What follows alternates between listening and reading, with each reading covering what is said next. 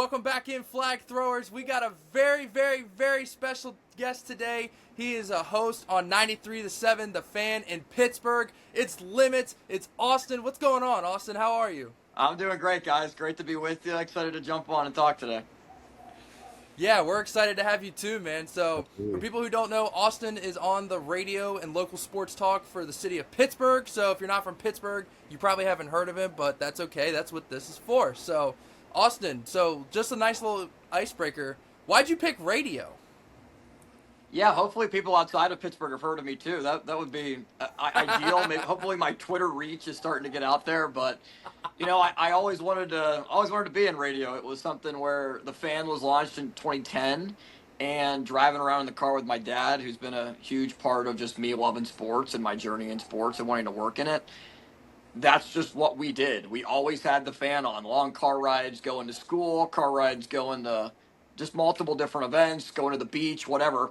So it kind of inspired me to, be the next big time host like Joe Starkey, who I get a chance to work with now every day, which is really cool, and Bob Pompiani. And I tried to work as hard as I could in college to be able to attain that goal. And Luke knows that just from day one of when we met our senior year of high school to my goal was always to figure out where in college and who in college could get me to the Fan. And thankfully I was able to get that once I graduated and got full-time in July of 2024. That's right. And I just want to say, I know, Austin, you're not going to toot your own horn, but this guy is also the commissioner of Baldwin Wiffle Ball, the premier wiffle ball league in the Pittsburgh area. And the captain of our team, the Firebirds, and the champions. Let's go. The champions, 2025. We're bringing the hardware out. And we're getting ready to run it back. We're about to go back into spring training. We're about to go back to back. So yes, no team has ever done it. So yeah, we'd be the best team of all time if we can do it. That's right. Dynasty. Bro's really like Lincecum in them ARB meetings, just pulling the trophies out. It's right next to me, and so I didn't plan it that way. How convenient. Worked out that way. Very, very convenient. So Austin, you talked about wanting to always be on the radio. So now I'm not saying this, but what would you say to the people that believe that radio is a dying sport, kind of like newspapers? Yeah, I understand that. And what I would say to them is one way that we're definitely trying to change that is with the fact that we stream our shows on video on YouTube, on Twitter. We're posting probably like 5 different videos from the show a day. And the station is in its 16th year now, and we are the most successful that we've ever been. So yeah. that might be the case for some different industries in radio, unfortunately. Thankfully, sports is doing really well. So for us, it's just how do we continue to adapt with that? How do we continue to change? And just like we're talking right now on a video and audio podcast, it's important to have that video component and different graphics and different elements to it and utilize social media. And that's kind of where sports is going in that direction with podcasts. And you might not be traditionally listening to the shows on the radio anymore, but if you just use your app, or you pull up Twitter, or you pull up YouTube, it's the same thing, just a different platform. Hell yeah, dude. Either of you two got a question for him about his radio journey?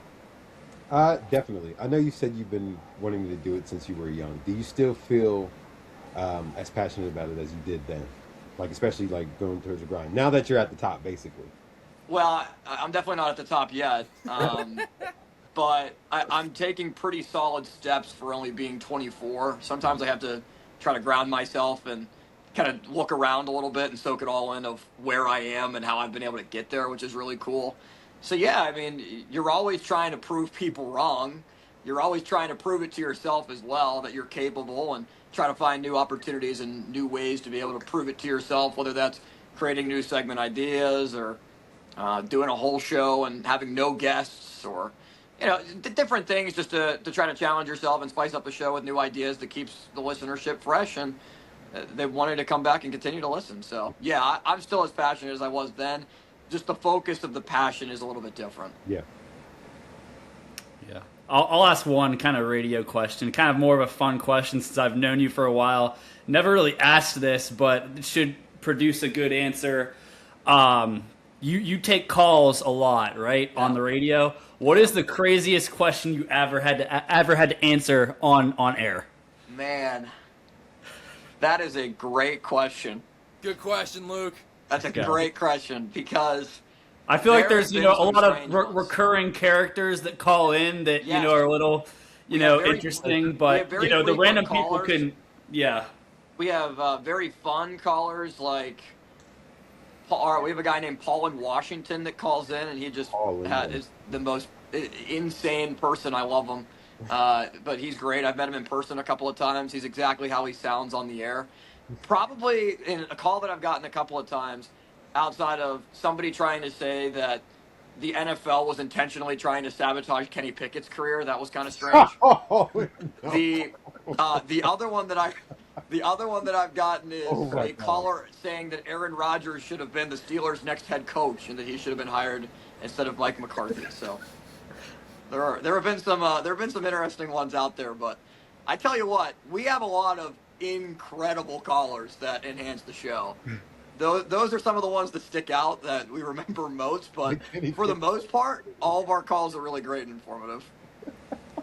Yes, known industry plant Kenny Pickett for sure. But yeah, that one has stuck with me. Oh my god. So that kind of leads into a question I have. So like, that's like the craziest. What's like one of like the coolest like stories? Whether it's like someone you got to talk to at like an event you got to attend. Like, what's one of the coolest like stories you have like because of your opportunity at the Fan? Yeah, Couture, I think you've heard this. The day that Ron Cook retired was the craziest day that I've ever worked. I was still part-time producing at the time before I got full-time producing. And so basically, Ron Cook was a longtime host on 93.7 The Fan. He worked in Pittsburgh sports for about 40 years, and people didn't think that he was ever going to retire, but he did. And we wanted to make the last week for him as special as possible. So Joe Starkey, who works on the show with us, wanted to get his childhood hero, Joe Namath, from Beaver County, where Ron's also from Beaver County, as well as Joe Green, the greatest Steeler of all time, who Ron knew both fairly well, covering them in sports. And he wanted to get them back-to-back for the final segment. Now, the crazy thing about it was Joe Green was flying into Vegas for the Super Bowl, and Joe Namath would not answer his phone. So, it's the last 20 minutes of the show. I'm able to connect with Joe Green like just in the nick of time. He just landed. I kept calling his phone. He picks up, and we get Joe Green on the air. So I'm like, great. I am absolutely sweating. I'm a part-time producer trying to prove myself. Like, there's hoping that eventually I would get the full-time role that I did on that time slot. And I wanted to make sure that nobody could blame me for absolutely screwing up the retirement ceremony. Like the final segment, the most excitement that you could possibly have, 2 huge guests, like the biggest guest that we could land. And Joe Namath, I kept calling and I kept calling and I kept calling, and he would not answer. And I was getting flustered and so worried. People randomly from the building were coming into the producer booth and saying, "Well, you got him?" And I was just like, "People, please, I need a second to breathe." But an hour before we were supposed to have Joe Namath on, somebody calls the station and says, "Hey, I think it was uncle or my cousin is Joe Namath. You should have him on to talk to Ron." And I was like, "Yeah, we're working on that. That is that's kind of a surprise and plan that we're trying to do." So when we call people, we call them on what we call the fan hotline, which is a different number than if you were to call in on the 412-928-9370 number. It's just a different number so that it doesn't interchange with the others. I called Joe Namath on that number probably 15 times. It might have been more than that. There are 10 minutes left in the show.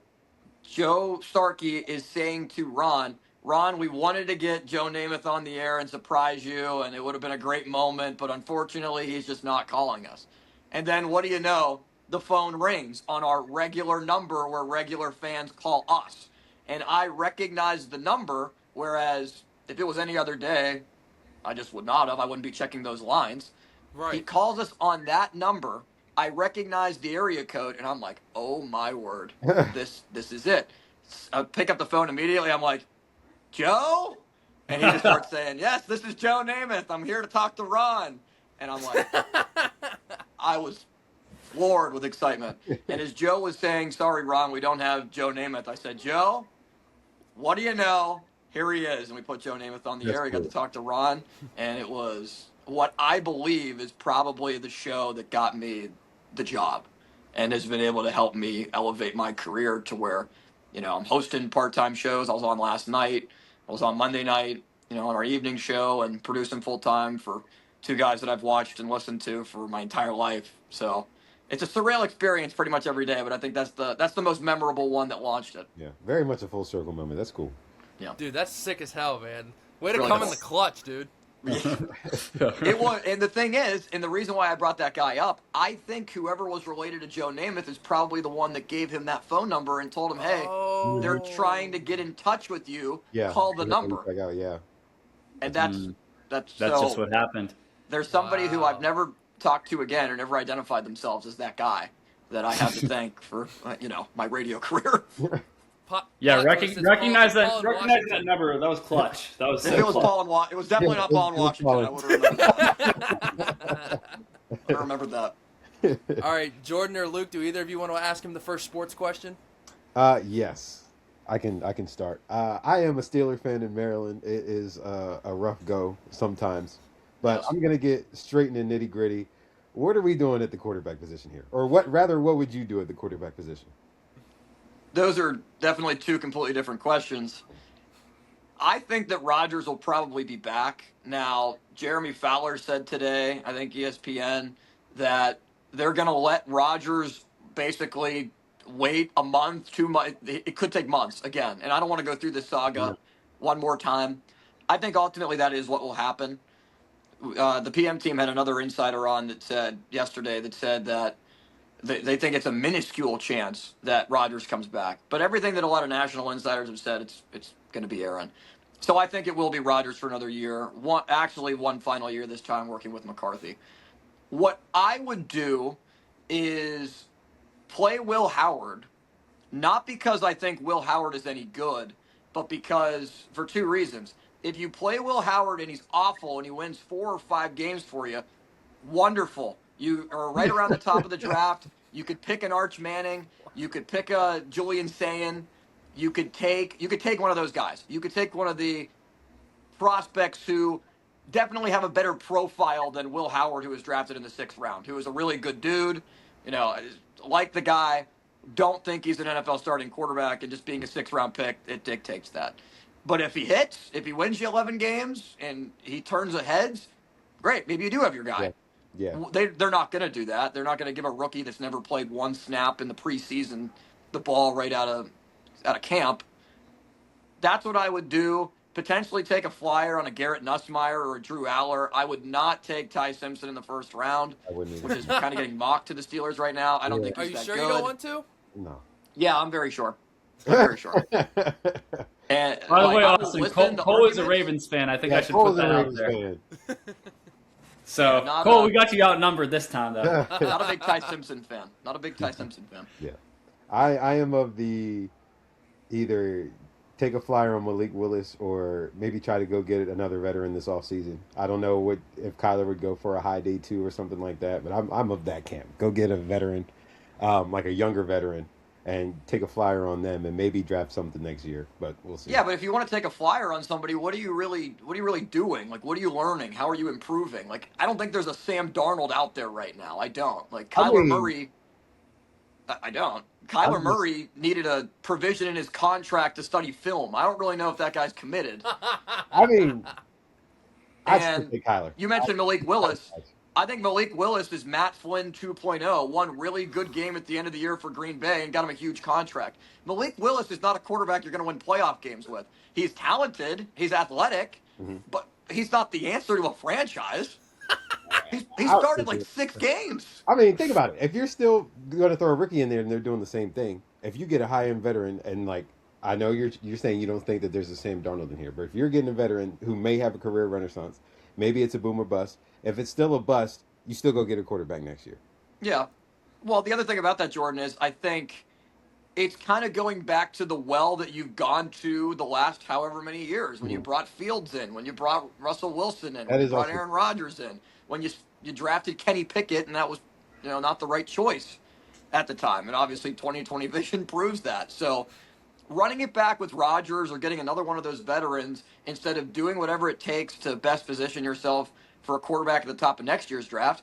It's the Steelers. We know they're not going to do that, considering they always want to be in contention and be above the mean. But that's what they need to do. Being bad got them Ben. Being bad got them Terry Bradshaw. Like, they're not the Browns here. They're a smart organization. They need to just prove it. Yeah. I don't think they will. And I know you also know, and Luke knows that we love just being mediocre and winning 9 games. Well, you wouldn't have hired Mike McCarthy if you were cool with winning 5 games this year. Yeah. You hired Mike McCarthy to win right now. Yeah. Hired Mike McCarthy to win 10, 11 games and just be where they've been every year. Get into the wild card or barely win. I would sign for that. You would sign for that as a Ravens fan? Hell yeah, I want you to win 10-7 every year. Oh, okay. You would sign Stay for that. right there. I thought you were saying you would sign for the Ravens to do that. No, I'm saying for you guys to win 10 games every year, I'd sign for that. I didn't think so. 21st pick every year? Hell yeah. Well, I'll ask you this question. Like, for the Steelers fans, would you rather wake up today and be a Ravens fan or a Steelers fan? I'd rather be a Ravens fan. Clip it. Not saying I don't I'm know. converting to the dark side. I can't say that. I can't say that. Well, no, not saying I'm turning in my fan card. But if you were a fan of the team, if you were a fan of the two teams, I would rather be in Cole's position because they have a franchise quarterback. Yeah, if you're talking like that, They have a young offensive coordinator in Declan Doyle who learned under Ben Johnson. And I think their roster is better. Yeah. There you go. Sound bites. Yeah, if you're saying it from that perspective, then yes. From that perspective, yeah. Yeah. But, last time I counted, 6 is better than 2 when you're talking championships. It is. So I'm How saying. many rings y'all got since 1996? The same amount as A you. lot. Exactly Yeah, my I'm point. saying. Exactly my point. We're tied. We're tied. Oh, we're talking ties. What is this, NFL overtime rules and regulation? Well, don't worry. That's a whole nother conversation. Well, don't worry. Once Josh Allen gets 2 Super Bowls and then we're all tied at 2, they'll make a rule so he can't end in a tie in overtime anyways. Oh, jeez. Oh, yeah. I'm president of the Josh Allen Hater Club, so pleasure He to meet doesn't you. like Josh Allen because they use him, though they use Josh Allen prop him up, and they use Lamar and prop him down in order to boost Josh Allen's. You know how they do. I got to They stand compare on the two business all for the my time. quarterback. Yeah. Hey, so- it's not Josh Allen's fault that his general manager hasn't been able to draft him one competent wide receiver in his entire career. Lamar's had 1 competent receiver, okay? We're not talking like... I would argue that the Ravens core has been just as bad as the Bills. Other Besides than Zay Flowers. Yeah. Zay Flowers and Stephon Diggs negate each other. I mean, I would say That's 1 Mark competent Andrews- receiver for 1 competent receiver. Mark Andrews is a better tight end than anything that Buffalo has had with Knox and Kincaid. And I'd also argue that the offensive line for Baltimore is significantly better than Buffalo's. Oh, I don't know. Maybe a Okay. couple years ago, but the last couple And years, that's their true. interior has been awful. But 2 things. 1, Buffalo never employed Daniel Falele, and John Harbaugh was a domestic terrorist. Okay, so... Jeez, I am slack. not commenting on that. No. Jeez. Man, you should have seen it. I was fed up with both of those guys. You could have put them in a rocket ship to the sun for all I care. Bro, someone said that Daniel Falele is projected to get a 2-year, $20 million contract. At that rate, I'm worth $20 million in the I was NFL. about to Hey, if say, Dan Moore can get 4 years and 74, Yeah, 84 that's million, crazy. anything can happen. Could not Suit believe up, Hunk. You're getting 74 mil. it. Yeah, I ain't played tackle since high school. I'll do it though. Luke, do you have a question? Yeah, so kind of switching gears here, more to my area of expertise. Austin is baseball. I just wanted to ask you, honestly, as friends, we haven't seen each other since we won the championship last summer. What do you think about the Pirates this season? We've had all these, moves. This is probably the most hopeful season we've had in a while. I want to get your thoughts. It's the most excited that Pirate fans should be in a decade. since 2015 because this club and a general manager that's gotten a lot of bow and arrows slung his way went out and had the most productive offseason that the Pirates have had in I don't even know how long. Because even in 13, 14, 15, they weren't going out and signing big name free agents. They weren't trading for a guy that hit 31 home runs and Lau and was an all-star. They weren't signing all-star bats like Ryan O'Hearn to play in right field or play first base. Turn and or burn, signing, baby. Or signing a guy like Marcelo Zuna who finished fourth in MVP voting in 2024 and just was coming off a bad hip injury for all of last year. You parlay that with a young rotation that kept Keller, that still needs a fifth starter, with, I would think, improvements from Reynolds and Cruz because there's actual lineup protection for them. And there's no reason why this can't be an 85-win team that sneaks into the final wild card. I don't think they'll win the division, but if they don't make the playoffs, this is a failed season. Like, capital letter failed season. Not like previous years where you say, well, yeah, it'd be great if they make the playoffs. What are the true expectations when they won 71 games a year ago? But based on the moves that they've made, there's really no excuse not to get to the playoffs. Their rotation is strong enough. Their lineup is significantly improved. The GM deserves credit for finally doing that in year 7. People should think that this is a playoff team going into it. So you mentioned. Well, go ahead, Cole. I was just gonna say, what's crazy is that, like, as a non-Pirates fan, like, I really do think you guys have a legit shot to win the division. The Cubs don't really intimidate me that much this year. Yeah, I like the rotation. I mean, when Horton and Imanaga are, I think they're like 3 and 4 pitchers in the rotation, that's really good. And their lineup is just so deep. When you could bat PCA at like 7th, you're in a really, really good spot. So I don't think they're going to win the division. I wouldn't rule it out. But they made more substantial moves compared to Cincinnati, who is kind of a fringe playoff team already. The Suarez move, the only one I wish the Pirates would have made that Cincinnati got them on. St. Louis seems like a dumpster fire right now. They just keep trading off pieces. Donovan's gone. Arenado's gone. What are they going to look like? And Milwaukee, they trade Durbin to Boston. They trade their best starting pitcher away. And that's a whole other problem with baseball economics, but that's for another time. It could be for this time. It is. They are positioned in a pretty good spot, I think, to finish second in the division and fight for a wild card, which they should get into. So you mentioned kind of having that question mark as the 5th starter, at least to start the season until Jones comes back. Who do you think the 5th starter would be if spring training kind of goes the way we think it's going to go? Like maybe a few of those guys like Arcady and Clevenger don't extremely open eyes, but they do okay. Who would you have as the 5th starter? Yeah, sure. I would have signed Jose Quintana. I mean, that's who I wanted too, bro. I was saying the same thing. That's who he wanted. I was saying the same thing. $6 million in Colorado, really? Yeah, what? So that makes me think that whatever the Pirates offered him was probably like $3 million, and I don't know that. That's just a guess. Where he just decided to take the money and go to a place where his ERA is going to balloon because he's pitching at Coors Field, but probably it was the best deal that he could get, and they're going to flip him at the deadline anyway. So that's my guess as to why Jose Quintana ultimately didn't sign here and went to Colorado. I'm not a huge Urquidy fan. He pitched 6 innings in the last 2 years and has dealt with a lot of injuries. Yeah. So he should get a shot, but he should be one of a bunch of guys that get a shot. Patrick Corbin, maybe they should try to sign as a lefty. Wow. Again, not a big fan of him either, but Tyler Anderson, I guess. Bring him back, yeah. I guess the best thing that they could probably do is see if Hunter Barco, the lefty, is ready. Is he? Maybe not. Made 1 start last year in the majors. Probably somebody you bring up around May. So they're just going to tread water until Jared Jones is healthy. And maybe Urquidy's the guy to do it. They try to limit his innings as much as possible and make it a bullpen game. Not a huge fan of that. But, I'd say probably Urquidy or Carmen Majinski, if they stretch him out as a starter, are probably the guys.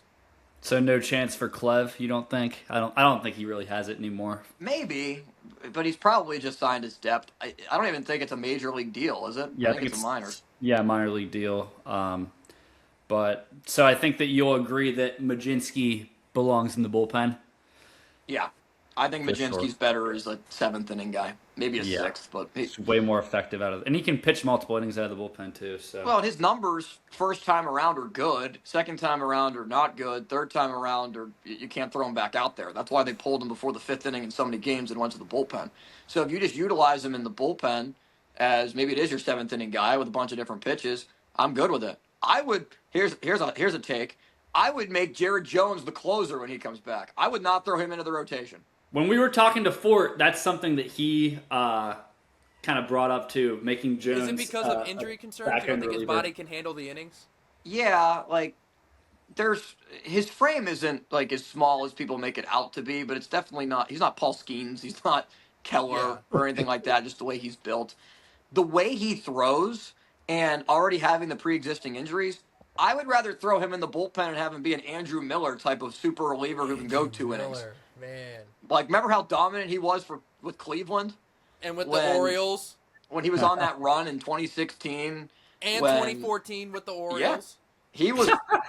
That's the type of player in the bullpen I think Jared Jones can be, or at least has that type of potential. So I'd at least consider him there, if not move him there in general, because you only have Santana for one more year, and he's more suited probably as an eighth inning guy.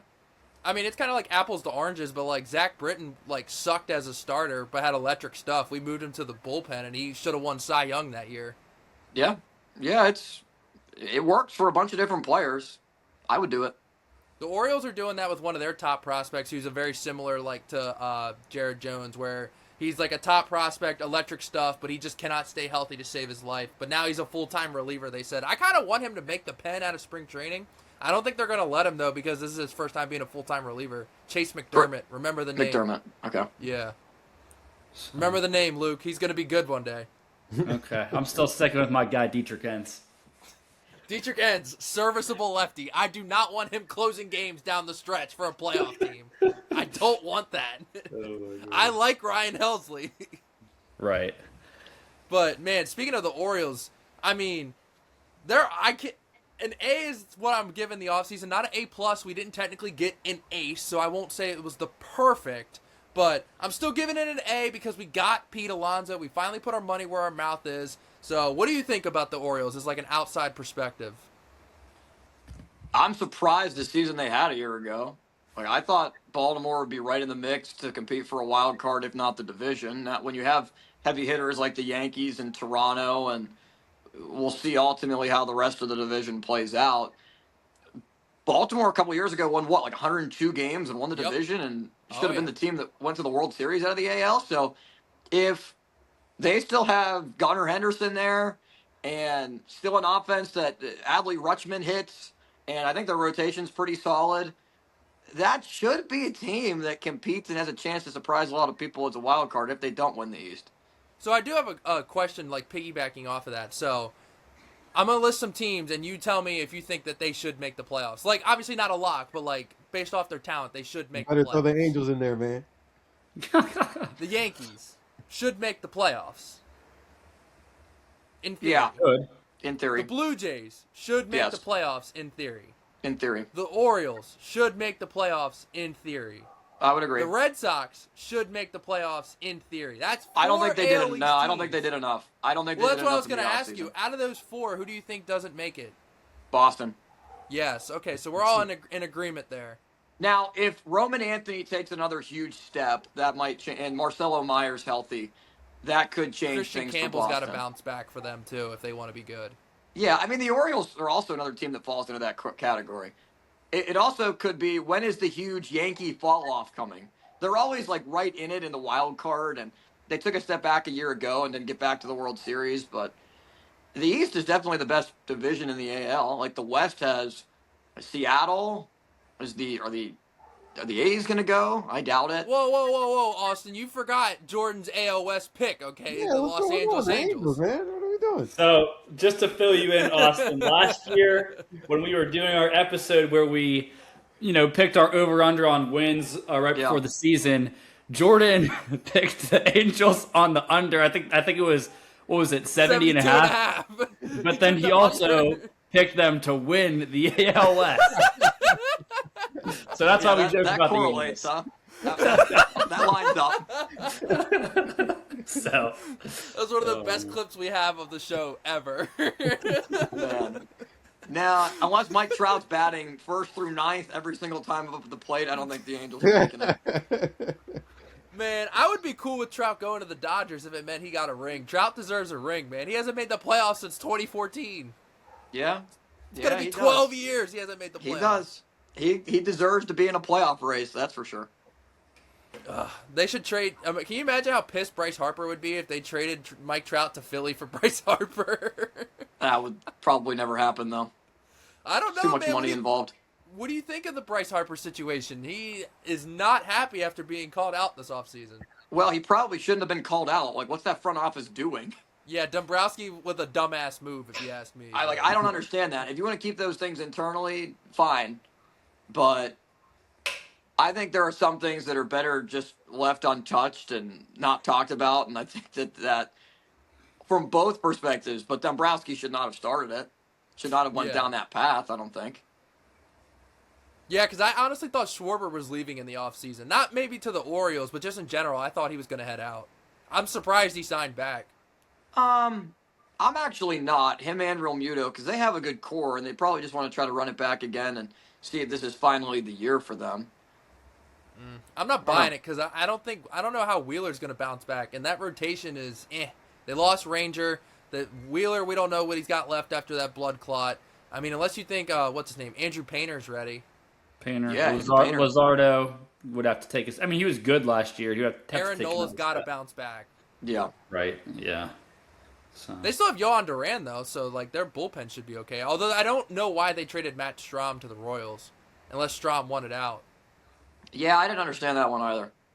I would have took him. We don't really have much bullpen besides Ryan Helsley and Andrew Kittredge. We don't have like any like locked in relievers. Like we have some that are pretty locked in, but those are the only two that are like legit locks in the bullpen. Yeah, I think probably the three wild cards, two of them are going to come from the East, and the other will either be one of Seattle or Houston, or if Cleveland finds a way to get in, because Detroit's probably going to win that division in the Central. Their rotation is lethal. Wait, you said Seattle is a wild card? Seattle or Houston, Either whoever Seattle doesn't or win that Houston. division. Oh, I was going to say, wait a minute, what? No, I think was Seattle saying. will probably win that division, but Yeah. if they don't, they're still going to get into the playoffs as a wild card. Here's kind of a hot take. I like the A's more than the Astros this year. Yeah, I mean, the Astros are somewhat taking a step back. Somewhat. Like, I don't really know about their roster construction. Are they going to trade Paredes or not? It'd be ideal to the Pirates, but do they want to take on that money, I guess, at just $9 million? That seems like it's a big question out there. They're not like the Pirates where defense is a question in multiple different areas, who's playing where, but again, it's just kind of where's the big regression coming from a team? And right. I think Houston is another one that can fall into that category. Did they make the playoffs last year? They did. Did they? No, Did they missed the playoffs. That's the what Astros, I thought, yeah. Yeah, I think they missed it by like 2 or 3 games. Yeah, okay, it was so they like already hit close, that regression point then. Yeah. No. So, do you think anyone's going to be able to dethrone the Dodgers? I mean, they were half a foot away last year. Yeah, possibly. Probably. I mean, it's probably probable to take the field than take the Dodgers, even though the odds in Vegas think that the Dodgers are going to do it again. Yeah, I would say that the Dodgers do not win it. But I do wonder this. Is it better for baseball if the Dodgers win the World Series in 2026 or if they lose the World Series in 2026? Because if they win it, I don't think so. If they win 3 in a row, the mighty owners might actually push for a salary cap even more than they're trying to do right now. We don't need a salary cap. I am anti-salary cap. That's one of the most bogus opinions I've ever heard. You don't need the baseball doesn't need a salary cap. It needs a salary floor more than it needs a cap. It needs both. You can't have one without the other. I know it's coming. It's going to happen. It's not if, it's when. I don't think it's guaranteed. No, it's definitely not. See, the thing about the cap, what's the problem with the cap? It's not like Patrick Mahomes is making $50 million a year, and there's a salary cap in that sport. Not affecting him. So Bryce Harper and all these other stars that are making $30+ million a year, worrying that they're going to be pinching pennies. No. you're still going to make a lot of money. It's not like the cap is going to be 170 million. It's probably going to sit at like 240, 250. That's where most teams already are right now. And you raise the floor to about 170. That would be ideal, which would increase revenue sharing, which would make the Dodgers and other big market teams give more to the small market teams, like what happens in other leagues, so that everyone has a fair, competitive, balanced way to be able to compete. Like, look at the NFL. If this was baseball, the Buffalo Bills would have watched Josh Allen go off and play for, like, the Jets or some other organization. And we're talking baseball-wise, but the Jets are a laughingstock because there is a cap system, and they haven't been able to figure it out with their organization, and they can't just pay players because everyone's on the same scale. So just because you're playing in New York or you're playing in L.A., look at the Chargers. They can't even figure it out, and I'm a big Justin Herbert guy. But it levels the playing field. Kansas City is able to keep Patrick Mahomes. Buffalo is able to keep Josh Allen. If this was the same system that baseball had for the NFL and the NHL, you could wave goodbye to Ben Roethlisberger. He's playing for the Rams. You could say goodbye to Sidney Crosby. Right. Sidney Crosby is playing for the Bruins or playing for the Canadians. That's the reality that a lot of people don't, I think, put together, because there's a big market mentality and they sell ratings and it's a great thing. The Pirates are not able to keep Paul Skeens. If Paul Skeens was on the Steelers or on the Penguins, there'd be no question. We would not be having this conversation. Connor Griffin, same thing. They would get their deal, they'd get their money, and it would work. And that's my problem with baseball. You better sign him now. Connor Griffin, yeah, I agree. You better sign him now. Before he even takes the field, I would sign him. That's what I'm saying. You better sign him now. 8 years, 150, because the more and more hits that he accumulates and more bags that he steals this year, the price tag is just going to continue to go up. I saw a clip today of him taking live BP. I don't know who it was off of. It was off a lefty, but he just smoked that ball to left field. Yeah, it was off Nick Dumkowski. That ball was absolutely destroyed. I talked to somebody that knows Nick like the day after the ball was hit and was like, "Oh my word, the ball got smoked," and he was like, "Yeah, it was wild."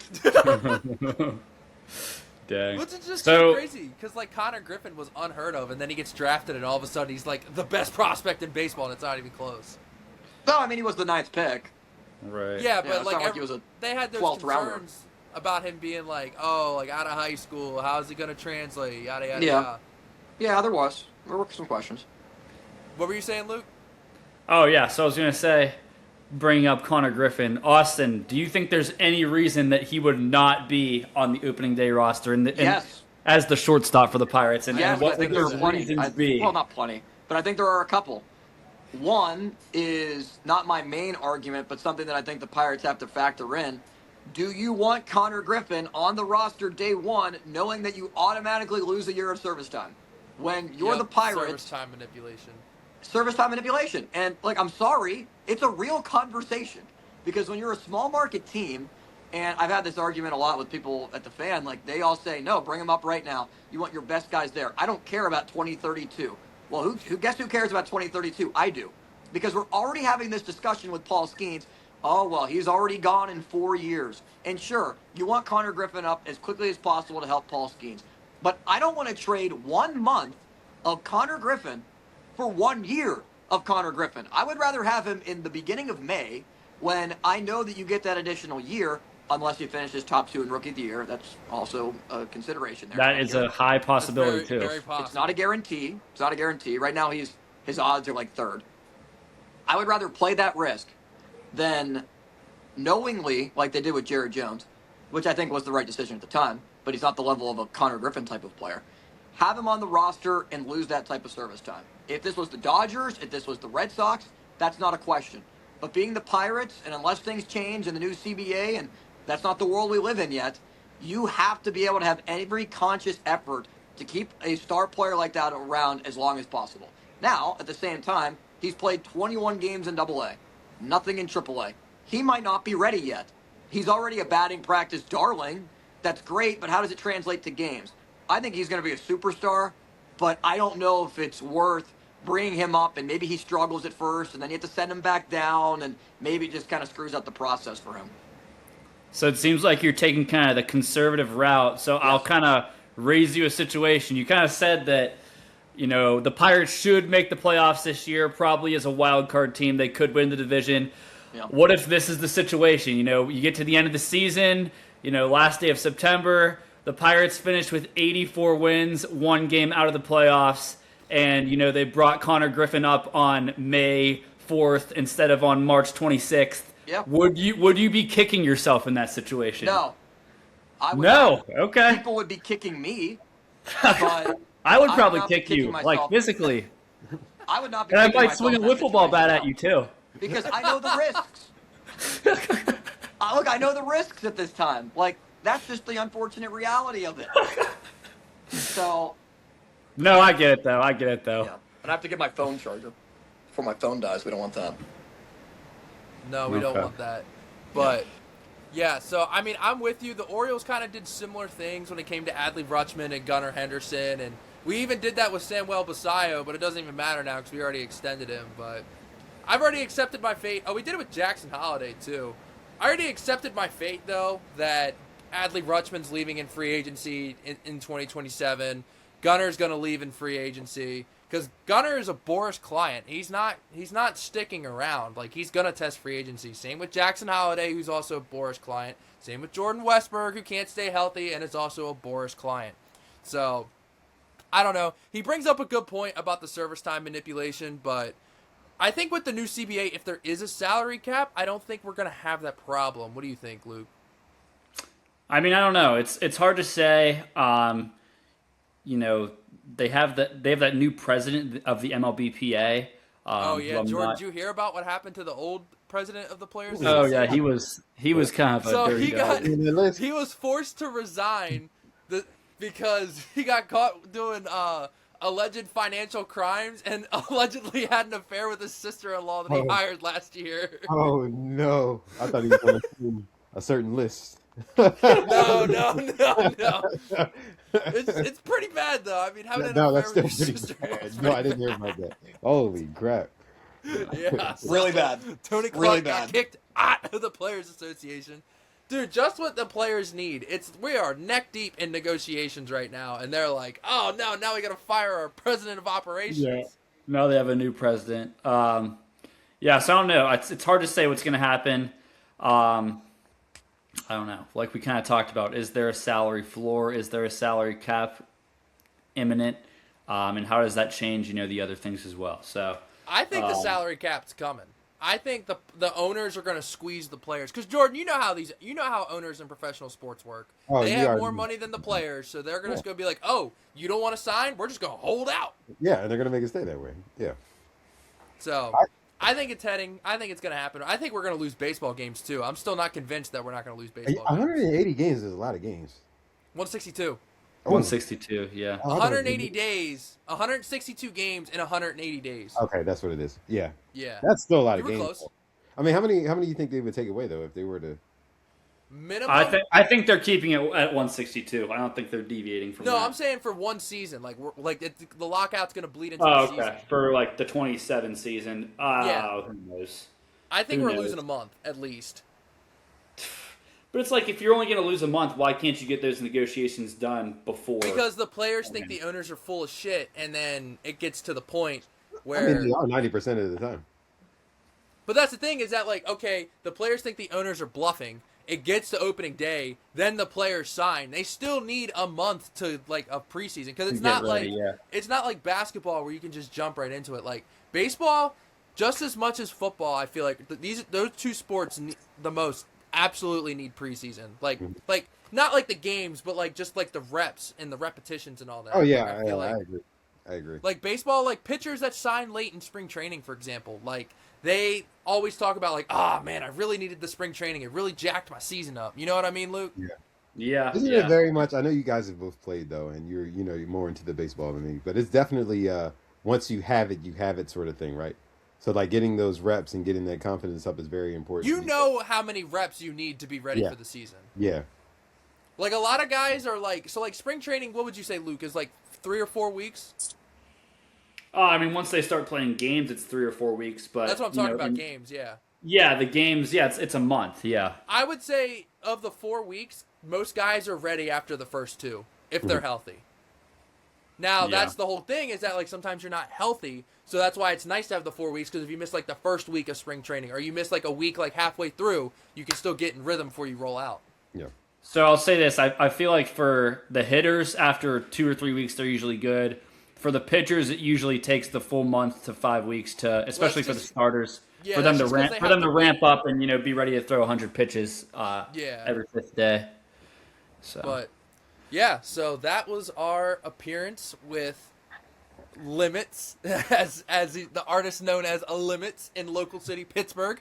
But, hey, he's back! hey, and he's back, I and don't. he's back. Again, technology and me, not the right day. I guess. We were just about to sign off, man. We thought you were done with it. No, phone problems and whatever internet issues that I'm having that need to be fixed. So Austin, while you're here, I'll ask you one more question. Something Yeah. that Cole, Jordan, and I are getting pretty pumped up for. What are your thoughts on the WBC? Is USA gonna run the table like we think they are, or I've said this several times. I feel like the format of the tournament, it just worries me. With the elimination being just one game, anything could happen when you're playing these pretty good countries. What are your thoughts? Yeah, I mean, in terms of the one game elimination, that's very similar to what you have with the Olympics, and so it's not a series, so that always makes it hard. I don't think it's a guarantee that Team USA wins, but I do like their chances better than really anyone else. Like, That's definitely not. the Dominicans' lineup is insane. Puerto Rico, Cuba, their lineups very, very, Yes. very good. And we haven't even gotten to Shohei Ohtani yet. Japan. Right. So I do think Yeah. that Team I USA was like, we ain't bounces talking about back and Japan. does win it. Japan, no.